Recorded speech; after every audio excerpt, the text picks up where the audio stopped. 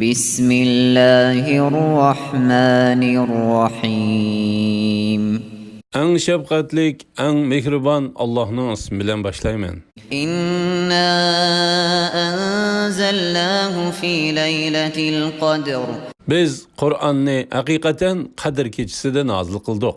وما أدراك ما ليلة القدر Kadir keçisinin nima ekanligini bilemsen? ليلة القدر خير من ألف شهر Kadir keçisi şeref ve fazilette 1000 aydan artıqdır. تنزل الملائكة والروح فيها بإذن